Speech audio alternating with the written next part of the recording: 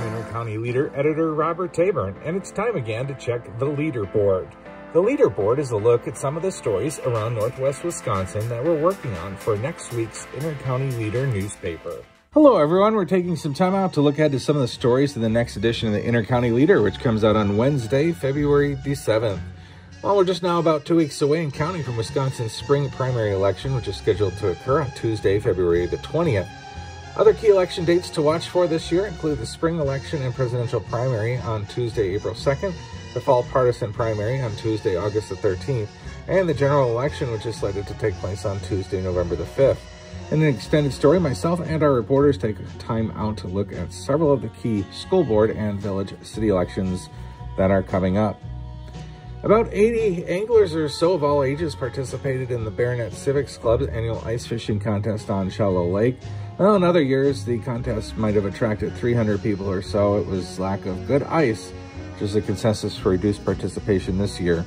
The ice measured 6 to 8 inches and was not considered safe for trucks, so people either walked out, pulled sleds, or carried buckets or drove on ATVs.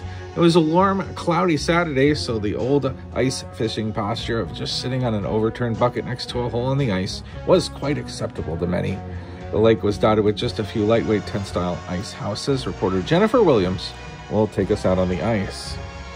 When weather is off and keeping family indoors, the parent-teacher organization at Frederick School District planned a fun winter theme event. This was held on Friday, January the 26th. The PTO sponsored a night that included a meal, hot chocolate cookies, and a variety of activities for the youth in our community to enjoy with their adults in their lives. Due to a lack of snow, many of the outdoor activities were unfortunately canceled. Instead, though, there were some fun things to do indoors, like rock climbing, bounce houses, plastic bowling pins, and other fun areas. Halfway through the event, there was a large game of bingo with prizes. The winter family fun nights have been happening for many years, and it is rare, though, that there is a lack of snow outdoors. Reporter Sarah Beth Brodowski takes us out for the fun. Some folks have started tapping their sugar maples already, including local historian Russ Hansen, who has property near the Polk-Burnett border north of Cushing.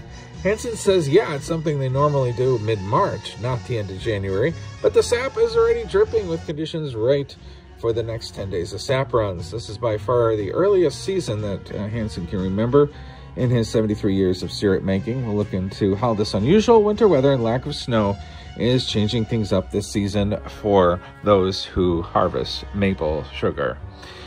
Have a great weekend, everybody, and those stories and more yet coming out in the next edition of The Leader on February 7th. See you then. Bye. And remember, if you spot breaking news going on in your community or have a story idea, we'd love to hear from you. Drop our newsroom an email at editor@lakeland, all one word, .ws. You can also call our office Monday through Friday, 8 a.m. to 4:30 p.m. at 715-327-4236 to renew or become a new subscriber. Yeah, and don't forget, you can also submit those photos of community events and sporting events through the email you see up on your screen. We look forward to sharing these stories and more with you in next Wednesday's edition of the Inter-County Leader. Until then, continue to follow the news at leadericcpa.com.